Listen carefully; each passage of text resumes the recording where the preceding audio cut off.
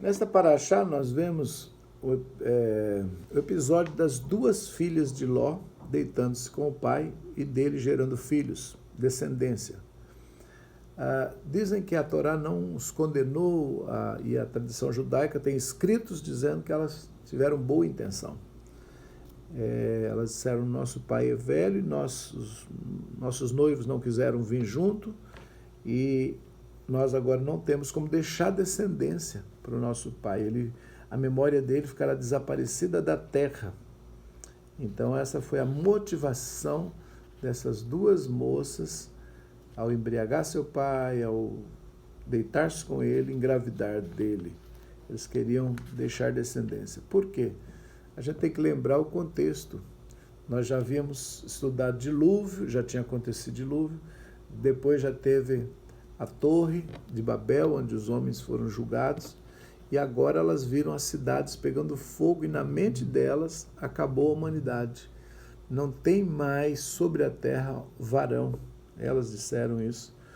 Elas não tinham noção que aquele juízo era localizado. Elas tinham a ideia de que era como aquele juízo de dilúvio. Desapareceu.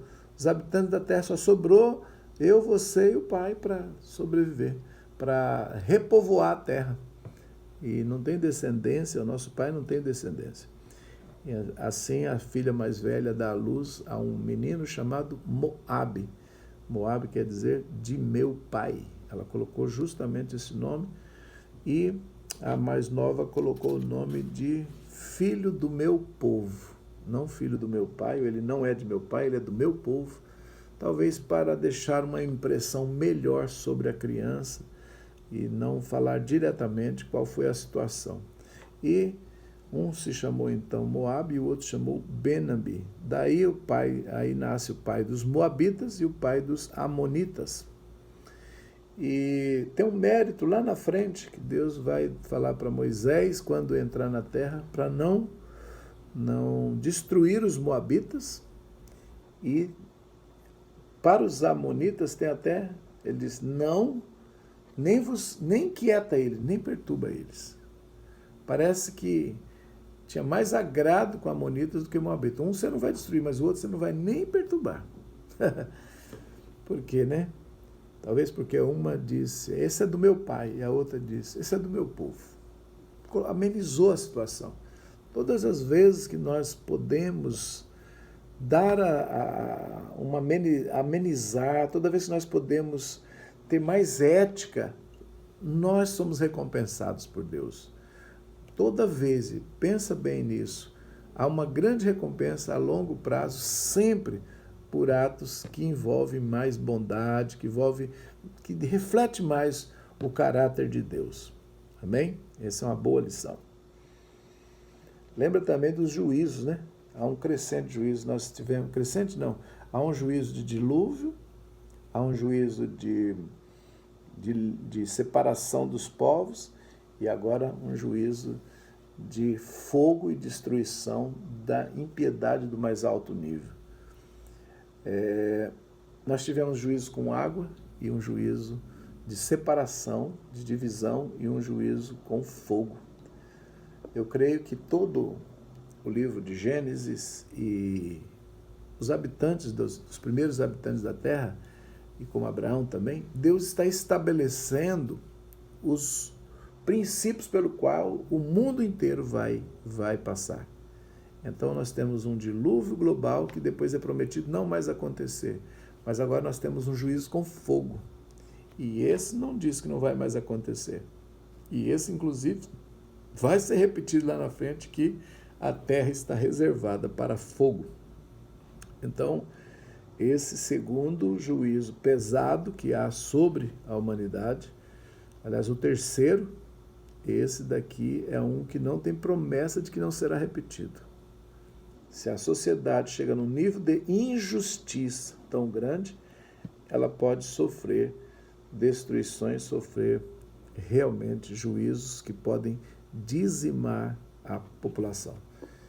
E eu chego nesse ponto um pouco preocupado, porque nós estamos vendo a situação das injustiças e também das depravações que eu nem toquei muito nesse assunto sobre Sodoma, mas essa expressão, né, sodomita, ela traz realmente uma conotação de uma degeneração moral, degeneração sexual, degeneração de costumes naturais para hediondos. E isso leva à destruição de uma cidade. E nós estamos vivendo um pico, uma reprodução desses dias de Sodoma, esses dias de Ló, porque quando Yeshua, lá no Mateus 24, diz, ele vai citar os dias de Noé e de Ló. Mais à frente ele diz, a humanidade estará como nesses tempos. E nós somos a geração que estamos vendo uma ideologia de gênero, nós estamos vendo um feminismo, uma pregação feminista que de feminilidade não tem nada, de direito de mulher não tem nada, é apenas uma luta para abortar, é uma luta para prostituição, é uma luta para... Dizem que é para melhoria de salário, mas não é. Ela é uma luta contra a estabilização da ordem homem, mulher, filhos. É a ordem familiar que está sendo pervertida. Então nós estamos nos dias como nos dias de Sodoma, nos dias de Ló e nos dias de Noé. Água e fogo são as formas que estão sendo julgadas a humanidade, foi naquela época e creio que ainda é. Não vai destruir toda a humanidade de uma vez, mas juízos pontuais estão acontecendo. Esta paraxá é longa, tem muitos assuntos, nós não podemos abordar todos, é claro, mas a promessa dos anjos lá na primeira visita, no capítulo 18, no 18, quando os anjos chegaram na casa de Abraão, eles prometeram que daqui a um ano Sara teria um filho. Sara riu, né? E agora, no capítulo 21, o Eterno visitou Sara como disse, e fez o Eterno Sara como falou. E ela concebeu e deu à luz para Abraão um filho em sua velhice, no prazo determinado, no qual falara o anjo de Deus com ele, no capítulo 18. Chamou Abraão ao seu filho que lhe nasceu, que deu à luz, Sara, Yitzhak, né? Yitzhak. Por quê? Porque Sara riu lá no capítulo 18. Então o anjo diz, você riu? Ela diz, não, tive medo, né? E a palavra riso, né? É tzahok, você riu, tzahok.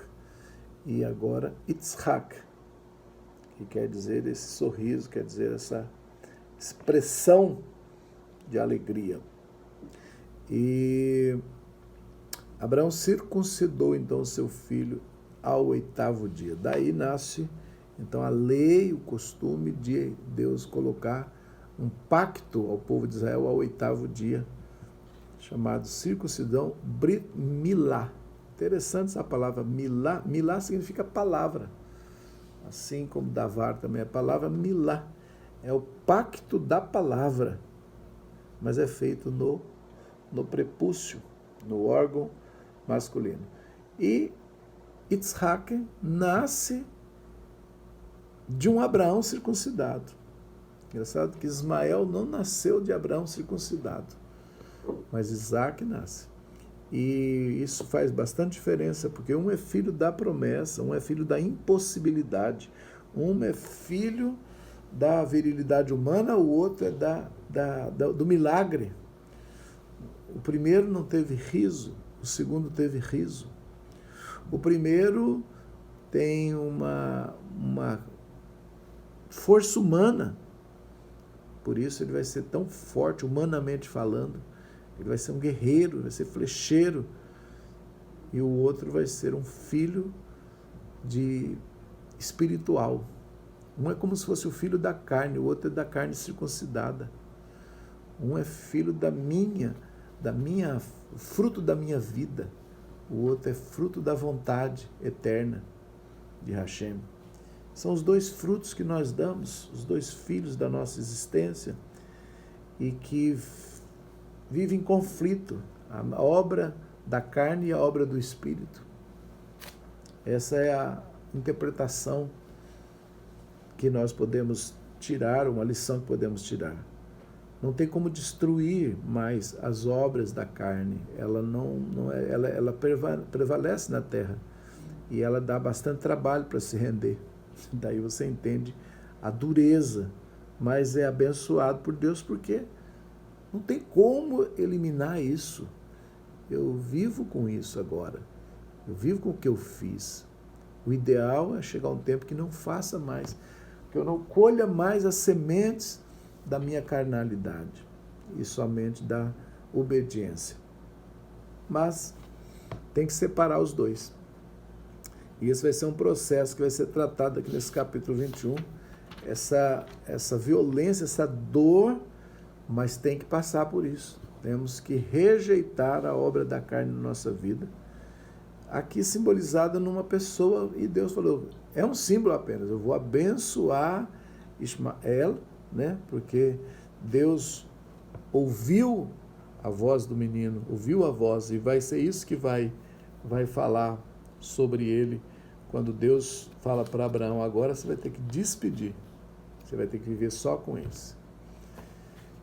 Na velhice, Abraão teve que vencer uma prova grande, que é separar-se, então, desse filho Ismael e deixar seguir o caminho dele, formar o que ele tem de formar, mais longe. Isso é uma grande e poderosa lição. Mas eu estive uma vez lá nessa região onde Agar esteve. Agar, não contei, a esposa Agar, ela sai, e Abraão dá a ela então os mantimentos, dá água e dá tudo, e fala, ó, volta. E segundo a tradição, ela rumou para o Egito para voltar de onde ela veio. Ela foi um presente que Faraó deu a Abraão quando ele pecou. Quando Faraó pecou contra Abraão e pegou Sara e quis casar com ela, levar, né, a história lá da paraxá anterior, Abraão chega com Sara no Egito e ele diz, fala que você é minha irmã para preservar a minha e a sua vida, porque eles aqui podem querer te roubar e podem te pôr numa situação muito difícil e a mim querer me matar, então vamos nos preservar. Mas não deu certo o plano, foi levado do mesmo jeito, falou que era irmã, então levou, Faraó raptou, né, mandou buscar Sara para si, ia casar com ela, porque ela era muito bonita, e diz a Mishnah, histórias do povo de Israel, que ela orou muito a Deus e Deus prometeu livrá-la, e o rei chegou, o Faraó chegou e falou, quero casar com você, você pode pedir o que quiser, as riquezas, e já deu presentes, vou dar presentes para Abraão, vou fazer tudo certinho para o seu irmão, e ela passou a noite aflita com isso, e no dia seguinte falou para ele, eu não posso me casar com você, porque eu já sou casada, aquele homem lá é meu marido, não é só meu irmão, nós somos um parentesco, mas nós nos casamos e a gente preferiu falar isso para evitar justamente que acontecesse de querer matá-lo. E Faraó, então, endurece-se e diz, bom, vocês mentiram, então, problema de vocês, eu vou casar. Nós vamos casar. Isso conta a história do Mishnah. E ele insiste, então ela passa a noite orando a Deus, e Deus pela manhã coloca, então, chagas sobre o Faraó. Coloca doenças, coloca pragas mesmo, pesadas, que ele fica aflito, consulta lá os seus magos, os seus consultores, os seus conselheiros espirituais, e eles dizem, você tocou, né? O Deus daquele homem é muito forte, e agora você vai ter que agradá-lo e devolver a esposa dele, e não tocar nessa daí. Então essa é a história, e é nessa hora que ele não só presenteia, acumula de bens, mas também entrega Agar. uma serva para acompanhar Sara, para retratar toda a desonra, toda a situação que ele causou. Então, além de dar os bens, ainda vai pessoa junto. Lá na frente, em Israel, quando Israel sair, também vai muita gente egípcia junto. E chega até a dar muito trabalho, porque dizem que por eles não terem sido criados dentro do temor, mesmo temor, eles então incitam a feitura do bezerro de ouro, eles produzem um Deus estranho. Então a ida desta mulher também, lá na frente, vai ser uma oportunidade, vai ser uma porta pela qual vai entrar um problema grande entre Sara e Abraão, entre Sara e o seu descendente, entre o chamado de Deus original, que fica pervertido. Então você vê que Deus faz as coisas antes que elas aconteçam, elas já estão lá no começo, só que de forma disfarçada, de forma profética apenas. Então, a contaminação que egípcios fariam lá na saída do Egito, indo junto e depois incitando muitos da liderança de Israel a ficar contra Moisés, já estava prefigurado na Agar, que saiu como um presente de Faraó dado a Sara e a Abraão, por ele ter sido endurecido e depois recebido aquelas pragas, e agora está aqui Agar dentro da família e gerando um fruto de Abraão. E que Deus falou para Abraão, Abraão, separa. Agora manda ela. Então ela estava a caminho do Egito, ela queria voltar para sua terra, mas ela se perdeu no deserto. Diz aqui que ela andou e se perdeu, no capítulo 21, 14, diz, se perdeu no deserto de Beersheba, ela não conseguiu voltar para a sua terra. E terminou a água do odre, e ela abandonou o menino debaixo de uma das árvores, e andou e ficou em frente, longe, a distância de 2 tiros de arco, porque disse, não verei a morte do menino. Ficou em frente, levantou a sua voz e chorou. Escutou Deus a voz do menino, e chamou um anjo de Deus a Agar dos céus e disse-lhe, que tens, Agar? Não temas, pois escutou Deus a voz do menino, de onde ele está. Ergue-te, levanta o menino e sustenta a tua mão nele, que farei dele uma grande nação. Abriu Deus os olhos e viu um poço d'água, e foi e encheu o odre de água e deu de beber ao menino. Esteve Deus com o menino e cresceu e habitou no deserto, e foi flecheiro e habitou no deserto de Parã, e tomou sua mãe para ele, uma mulher da terra do Egito. Assim, volta à raiz novamente. Hoje eu vim aqui gravar para achar em Campo Grande, estou na minha raiz, estou na minha terra, Campo Grande, aliás, Mato Grosso do Sul, eu não sou dessa cidade, como eu já disse. Mas você agora já sabe como que Agar foi parar na casa de Sara, e agora ela está voltando para a sua terra, e depois ela vai realmente retornar ao Egito. Nesse caminho ela se perde em Beersheba, e o relato é um pouco triste, e certa vez eu estava orando pelo povo árabe lá, quando eu morei em Israel um tempo, e muito palestino, muitos árabes, e a gente vê realmente uma dor, e Deus me falou que eles têm uma dor na alma de rejeição.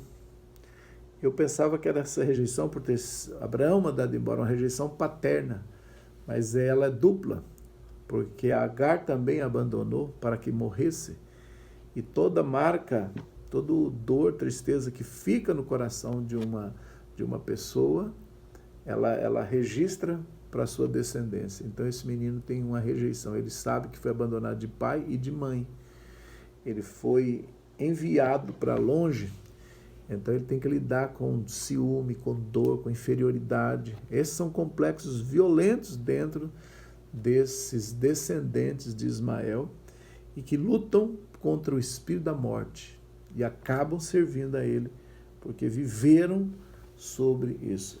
Quando eu estive lá em Beersheba, na região onde tem o poço de Agar,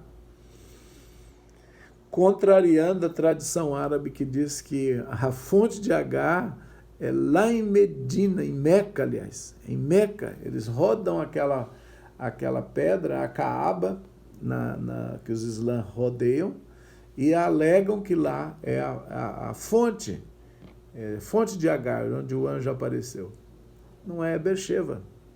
Ela não conseguiria andar desde de Hebron, lá onde Abraão estava morando, até Meca. Não, ela andou pouco e se perdeu. Então esse aqui é o texto que eu faço menção para que, quem sabe um dia, algum muçulmano, algum islã, possa ver isso e acordar, né, para a falta de lógica de fazer o cálculo matemático, geográfico dessa distância, e não tem cabimento, né? Então ela ficou ali, eu já estive lá, na fonte de Agar, ali em Beersheba, e quem me levou foi um pai, um homem, um judeu, que diz que houve um tempo em que o mundo secular puxou muito o filho dele, né? Ele foi para a faculdade, e o filho, na faculdade, então, perdeu um pouco da fé em Deus, e o humanismo entrou nele. E ele, então, questionou muito a existência de Deus, e toda a tradição judaica que ele recebeu da família estava sendo confrontado. E aquele pai, percebendo perder o seu filho, ele lembrou-se de Agar, que também estava perdendo o seu filho. E ele disse, se Deus mandou um anjo aqui, próximo a esse poço, e falou com aquela mãe que estava perdendo o filho e recuperou, quem sabe Deus também me atenda no meu rogo. E foi para lá, ficou naquela região e começou a orar como Agar orou, como Agar chorou. Ele diz, estou perdendo meu filho, Senhor. Ele está não para a morte física, mas para uma morte espiritual da fé. E o Senhor pode abrir, Senhor, uma fonte aqui, porque o Senhor já abriu uma vez os olhos daquela mãe. Eu peço que o Senhor abra também uma fonte de sobrevivência, abra os meus olhos para ver como posso fazer. E ali Deus o visitou, e o seu filho retornou à fé, e não esfriou, e não se humanizou, né? Não se tornou humanista, secular, mas voltou as práticas de Torá e adoração a Deus. Pois bem, que também nessa paraxá sai uma bênção para todo pai que está vendo o seu filho sendo seduzido por esse mundo secular, esse mundo anti-Deus, nas universidades, nas faculdades ou nos locais de trabalho, mas que venha a esperança que essa paraxá possa trazer a bênção de restauração da fé de nossos descendentes. Amém? Que Deus abençoe também todo aquele que precisa do milagre que Agar teve. Vamos ver o próximo ensino. Continuando, capítulo 22. E foi depois destas palavras que Deus experimentou a Abraão e disse-lhe, Abraão, e disse, eis-me aqui. Toma, rogo, teu filho, teu único filho, a quem amas, a Isaque, e vai à terra de Moriá, e oferece-o ali como oferta de elevação sobre um dos montes que te direi.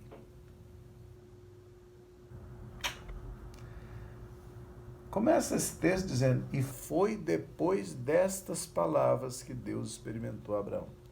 Depois de que palavras? Sendo que o capítulo anterior não tem diálogo algum. Simplesmente está que ele invocou o Senhor ali em Beersheba, né? Na terra dos filisteus, ele morou muitos dias. Assim termina o 21, não dando ideia de que palavras são. Aí existe os escritos judaicos chamados Midrash, né, que são os contos rabínicos de tradição oral, geração após geração. Como eles interpretavam esta frase depois dessas palavras? Diz que, à semelhança de Jó, Satanás também foi tentar a Deus, ou foi a falar com Deus sobre Abraão. dizendo, olha, você acha ele o padrão de justiça e virtudes na terra, mas ele está com um problema. Você já viu, ele mandou embora o Ismael, ele está agarrado a Isaac, ele ama mais Isaac que o Senhor. O Senhor percebeu que quando ele fez o desmame e ele deu um banquete, nem sacrifício ao Senhor ele ofereceu? Ele foi acusado disso. Segundo o Midrash, essa é a explicação para essa frase. Depois dessas palavras, Deus experimentou Abraão. Então Deus, suponhamos que isso tenha realmente ocorrido, segundo a tradição judaica, isso explicaria a frase e a última prova, a 10ª prova de Abraão, para dar a ele o total merecimento de que ele é um homem de fé e de que ele é digno de ser o pai dessa nação. Moriá ficava a 3 dias de onde Abraão residia. Você vai caminhar 3 dias e vai oferecer o teu filho. Este ato é chamado Atar Isaac, né? Oh meu Deus, esqueci o nome daqui. Vou ver já aqui para você lembrar. Akedat Yitzhak. Ou seja, a amarração, vincular ele, vinculação é uma palavra que dá boa tradução, mas a prisão, atar Isaac e colocar sobre o sacrifício. Então o Senhor diz, toma teu filho, teu único filho, o filho a quem tu amas, a Isaac. Deixou muito claro de quem estava falando, porque esse era o ponto do debate, era onde está o teu coração. Até que ponto você vai comigo, até que ponto você me ama, até que ponto você me obedece. E lá no começo da Parashá eu tinha dito, quando entregar uma vida é mais importante do que a preservação dela. Quando for para um bem maior, quando for para a salvação. E não quer dizer que Deus aprove sacrifício humano, e isso é o ponto mais forte que deve ser bem batido, porque existem religiões que até hoje fazem sacrifício não só de animais, mas sacrifícios humanos, é claro, as escondidas, mas é uma grande ofensa fazer sacrifício para agradar a Deus no sentido de derramamento de sangue. Mas por quê? Eu digo aqui, Abraão sempre prefigura atos futuros. Sempre, sempre, sempre. Queira ou não, é necessário comparar esse texto ao sacrifício do Mashiach, que é negado por muitos, por não ser entendido, como a elevação de Yitzhak. Ele é o Mashiach, e como o Mashiach ele precisou passar o que Isaac passou. Olha a comparação. De onde eles estavam, o pai levaria 3 dias para chegar. O que aconteceu no coração de Abraão? No primeiro dia ele já sacrificou o seu filho. Ele entregou esse filho. Ele não falou, vou entregar daqui 3 dias. Está entregue, eu vou executar. Só diz para onde. E depois de 3 dias, ele vai levar e vai ter o seu filho de volta. Isso é um paralelo. O Pai Celestial teve o seu filho de volta 3 dias depois. Morreu, Yeshua, e 3 dias depois foi ressuscitado. Onde Yeshua morreu? Morreu no Monte Moriá, no mesmo lugar que Abraão leva Isaac. 3 dias depois ele ressuscita. Eu sei que isso é ofensivo até para os meus irmãos, meu irmão primogênito, que o povo de Israel é nosso irmão primogênito. E nós somos caçula, nós vemos depois, sabemos menos, e admito. Mas há uma lição aqui que não pode ser cegada, não pode ser ignorada, que é a recuperação do filho depois de 3 dias, que é também o Monte Moriá. Quando fui em Israel e habitei lá bastante tempo, fiquei uns 3 anos, indo, estudando, voltando, fui muitas vezes andar sobre o Monte Moriá, que é o local do templo.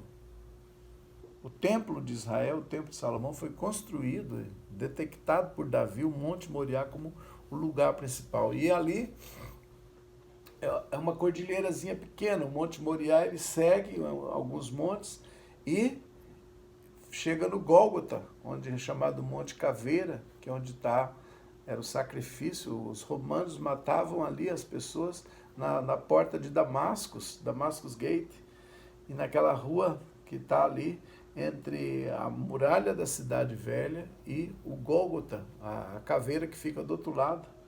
Ali foi sacrificado o Cordeiro de Deus, Yeshua, exatamente na mesma região aonde o templo foi construído, um pouquinho logo à frente, e formando assim então uma cadeia de montanhas que recebeu o templo, recebeu Isaac e tempos depois recebeu Yeshua. O Cordeiro, que João Batista disse, o Cordeiro que tira o pecado do mundo.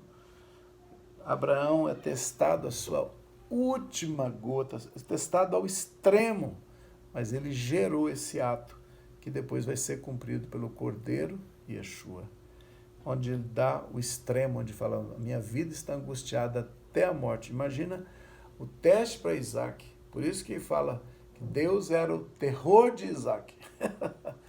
Esse é terrível. Para Isaac ele foi terrível, porque ele caminhou 3 dias e nos últimos momentos ele sabia que ia ser muito difícil para ele. E alguns dizem, o teste não se sabe se foi para o pai ou se foi para o filho. O fato é que foi para os dois, porque um ia perder e o outro ia morrer. Um tinha que submeter. Isaac já tinha mais de 30 anos, 35, alguns 37 dizem, e Yeshua tinha 33,5. Então, é uma situação muito similar desse filho único, assim como o pai chama Yeshua do filho único, o filho unigênito. Talvez por isso no céu também tenha tido 2, né? A história do bode que é lançado fora, o Azazel, esse Lúcifer, esse Hassatã, um filho que tem que ser tirado e o outro filho que tem que ser provado o amor do pai por ele, até o limite. E o amor que vincula a humanidade. Assim como o amor de Abraão por Isaac vinculou ele ao povo e deu a ele o direito de ter um povo. Assim, o amor de Hashem, Deus, pelo povo, pela humanidade, deu direito a ele de ter toda a humanidade, porque ele deu seu filho pela humanidade. Eu não consigo ver outro texto na Escritura que demonstre isso com maior clareza do que esse cordeiro, esse texto do sacrifício da Kedat Yitzhak. Uma curiosidade aqui também é quando Deus fala para Abraão, vá, né? Toma teu filho e vá à terra de Moriá. Ler leha la eretz meha eretz, não, eretz hamoriá. Ler leha el eretz hamoriá. É o mesmo ler leha quando ele sai de Ur, sai da tua terra, da tua parentela, Deus diz para ele, ler leha. E a tradução ao pé da letra é vá para ti, ou vá para você, para a terra. Ou alguns dizem, vai por você para a terra, mas é a segunda vez. O primeiro teste foi ler leha, e o 10º teste foi de novo ler leha. Me dá teu filho. Sai da tua parentela, agora entrega o teu descendente. Deixa a tua raiz, agora me dá a tua semente. Ou seja, o primeiro teste tem a ver com perder a nossa essência, perder tudo de onde viemos. E o último teste tem a perder tudo que seremos, toda a semente. Ou seja, sobrou nada. E mesmo assim, o amor a Deus foi maior e ele passa nos 2 testes, primeiro e último, Então não tem nada antes mais importante, não terá nada depois mais importante do que Deus. Assim também, Yeshua deixou o seu trono, deixou sua luz, deixou sua glória de filho, desceu e depois entregou a vida para não ter mais futuro, confiando que o amor a Hashem. Isaac, então, a vida de Abraão, as provas dele, nada mais são do que um reflexo na terra, do que a descida, a saída da terra e da parentela e perder tudo. Para quê? Para conquistar tudo para Deus. Para dizer não tem nada mais importante. Para nós significa também deixarmos todas as nossas raízes, nós que viemos raiz de idolatria, raiz de pecado, raiz contaminada, raiz de tudo quanto é costume do mundo, e largamos isso. Mas chega uma hora que o Pai vai pedir para nós também, se nós estaremos dispostos a perder tudo por Ele e assim concretizar em nós a segurança que Deus terá de vencermos a voz de Satanás, de qualquer acusação, que nós não tenhamos Deus como primeiro lugar, nós vamos vencer e Ele será o centro de tudo. Essa dedicação total. Mal comparando minha vida com Abraão, mas alguns momentos de prova de Deus foi o seguinte. Uma vez o Senhor usou um profeta e ele me disse que ele havia me escolhido desde o ventre para ser um servo dele, mas que eu fui aprovado por Deus no dia da minha maior dor. E eu me lembrei que o dia da minha maior dor foi quando eu recebi a notícia da minha mãe ter morrido. Eu saí de casa para estudar num seminário teológico, passar 2, 3 anos longe da minha família, e quando estava no primeiro ano, longe da casa, faltando só 20 dias para voltar para a minha família, eu recebi a notícia de que a minha mãe havia morrido. E eu precisei sair do seminário e voltar para minha casa, numa viagem angustiante. E eu me lembro que dentro daquele carro, dentro do ônibus, eu estava muito angustiado e não tinha com quem falar, estava triste. E eu pensei, o que eu vou fazer? E aí começou a vir um pensamento muito ruim, creio que Satã, naquela hora, jogou sua flecha e dizia dentro da minha alma, você saiu de casa para servir a Deus, saiu para falar do amor dele, saiu para se preparar, conhecer mais a Bíblia, e agora Deus, que tem o controle de tudo, tira sua mãe, não te deixa. Depois de 1 ano, você só queria voltar para casa para dar um abraço, para ver, ficar 30 dias de férias e depois voltar para o seminário de novo. E agora você não pode ficar com sua família, porque Hashem, Deus eterno, retirou ela, faltando só algumas semanas, 3 semanas, para você se reencontrar. Que tipo de Deus é esse? E isso veio com a força dentro da minha alma, enquanto eu estava dentro de um ônibus saindo de Porto Velho para Pimenta Bueno, aonde minha família estava e onde já tinha partido minha mãe, e eu nem veria o velório porque não dava tempo de chegar, e eu estudava em Porto Velho. Dentro desse ônibus, então, eu lembrei-me do Eterno, falei, Deus, me ajude, essa voz horrível, essa acusação terrível vindo sobre mim, tentando me fazer duvidar do Senhor. E de repente eu li na Escritura, dentro do ônibus, dizendo, o Senhor não se compraz na força do cavalo, o Senhor se agrada daqueles que esperam na sua bondade. E naquela hora eu declarei que eu confiava na bondade do Senhor, que eu não duvidaria jamais dessa bondade. E aquela voz maldita, satânica, que estava tentando me colocar em dúvida, ela cessou, aquela angústia foi embora imediatamente, e uma paz tomou conta de mim dentro daquele carro, e eu comecei a descansar e a dormir, e eu escutei uma voz que disse a mim, se você continuar crendo em mim dessa maneira toda a sua vida, eu me revelarei a você, e você me conhecerá na terra como poucos me conhecem. E eu concordei com Hashem e descansei e disse como Jó, o Senhor deu, o Senhor tirou, louvado seja o nome do Senhor.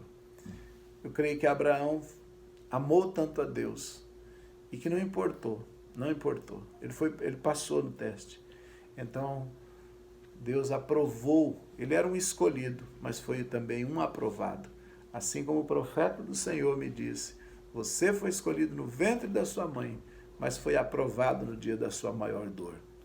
Que assim também hoje sejamos aprovados no meio das dores e das perdas, no meio do momento em que há um teste para saber se abandonaremos a fé em Deus ou se aprimoraremos, se passaremos pela porta do teste, se depois daquelas palavras que o inimigo está falando, muitas vezes diante do Eterno e muitas vezes na nossa alma, falando que nós não vamos amar tanto a Deus ao ponto de perder e continuar firme.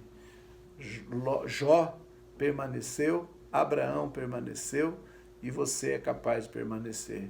Eu permaneci no meio da dor, fui aprovado, tenho certeza, e quero cada dia mostrar a Deus mais o meu amor e mais o amor ao próximo, servindo, como fazendo esse vídeo para te ensinar e te ajudar com essas poucas lições a trazer também uma convicção de que vale a pena deixar tudo por amor a Deus, e se Ele pedir tudo e você não tiver nada, vai perder tudo, ainda vale a pena.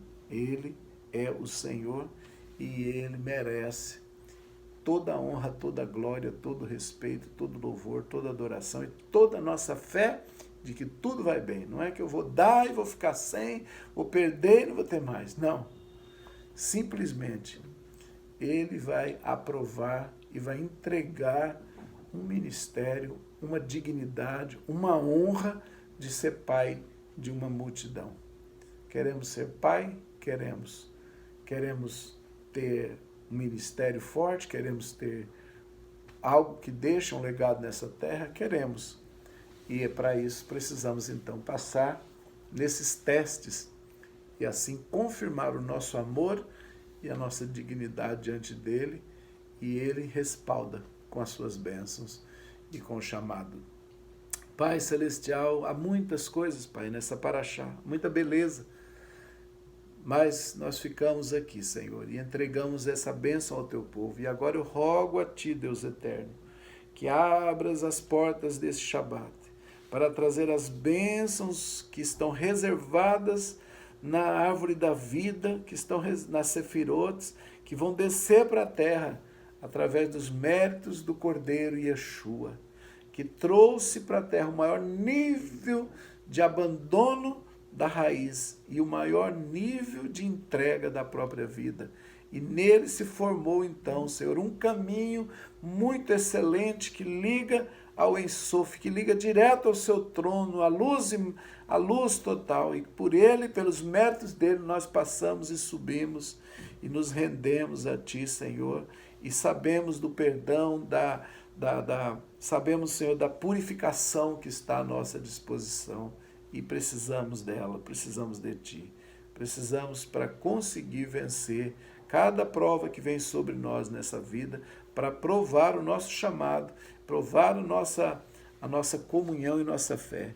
Senhor, nosso Deus e Pai, Hashem, que nesse Shabat, todos que precisam, Senhor, da aprovação, sejam aprovados. Todos aqueles que precisam vencer as provas, todos aqueles que precisam ser intercessores também, como Abraão foi intercessor, Senhor, provou o seu amor até mesmo pelos não merecedores. Oh, meu Deus, nos dá, Senhor, então também fazer parte dos 10 justos que livram a cidade. Nos faz compreender os mistérios dessa paraxá e deste Shabat glorioso que está aberto, Senhor, para que nós adentremos, demos um primeiro passo em direção às regiões celestes mais altas, o segundo passo, o terceiro, e entremos no Teu santuário e dali recebamos a seiva da árvore da vida, recebamos, Senhor, a beleza e a atmosfera do Teu reino, e possamos trazer aqui para baixo, como carruagens seremos, Senhor, como transportes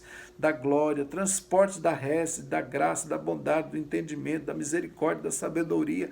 Sejamos nós transportes para esse mundo, Senhor, para podermos livrar o máximo que pudermos, Senhor, pelo bom testemunho e por fazer com que muitos se conectem também à árvore da vida do Cordeiro e possam receber a vida eterna.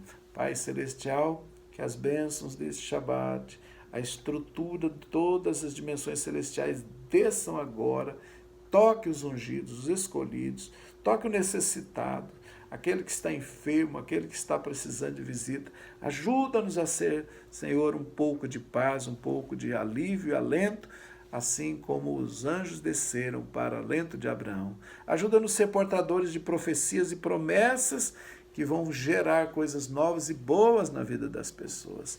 Deus querido, eu peço, Senhor, que o Senhor feche o ciclo desse Shabat, o ciclo dessa semana, nos perdoando, nos purificando e colocando sobre nós a redoma da Tua presença, a redoma da Tua proteção contra toda a maldade desse mundo.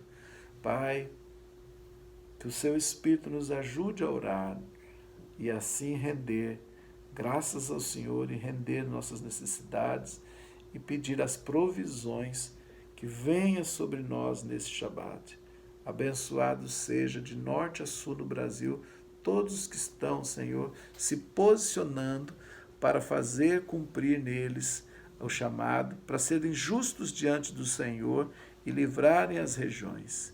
Nesses tempos, Senhor, como o mundo está como Sodoma e Gomorra, nós precisamos levantar uma geração de justos, 10 em cada cidade, Pai, para evitar catástrofes, evitar o fogo destruidor, mas, ó Deus, receber o perdão por amor a esses que intercedem. E nessa hora, Senhor, quero interceder por Campo Grande, cidade onde me encontro hoje, interceder pelo Mato Grosso do Sul, Senhor, para que o Senhor venha com a misericórdia, Senhor, e levante mais justos aqui. Intercedemos pelo seu governo, intercedemos pelos poderes instituídos, Senhor, para que haja paz na minha região. Haja paz, Senhor, haja prosperidade, não haja destruidores. Pai, uma onda de poeira esteve aqui semanas atrás e estava previsto para vir hoje, mas eu clamo ao Senhor que o Senhor não deixa vir, Senhor, os sinais destruidores para Campo Grande nesse final de semana. Não passe, Senhor, nenhuma nuvem de poeira prevista, Senhor, ontem pelos meteorologistas, de que estaria nessa direção novamente, Senhor. Ondas e ondas de poeira cobrindo tudo. Em nome de Yeshua, assim cessa o mal sobre esta região, pela vontade do Eterno e pela intercessão do nós, o povo do Senhor, para que evitemos o mal e abençoemos a cidade, para que ela não seja destruída, nem sequer abalada nos dias do julgamento do Eterno sobre a terra. Pai, que esta cidade seja perdoada e que nela levante-se governo justo de homens que amam a justiça, que amam o que é reto, Senhor. Também intercedemos pelo Brasil, Senhor, para que seja poupado e assim levantado ainda mais e mais governantes, mais ministros, mais e mais deputados federais, senadores justos, homens honestos, homens que praticam a justiça, e substitua, Senhor, os que não têm, Senhor, desejo reto para com a população, nem com a justiça, nem seriedade, nem hombridade. Senhor, faz uma grande limpeza, nós te pedimos. Abençoa, Senhor, com tua graça e presença neste Shabat, e nós celebraremos o teu santo nome. Bendito seja em nome de Yeshua HaMashiach. Amém e amém.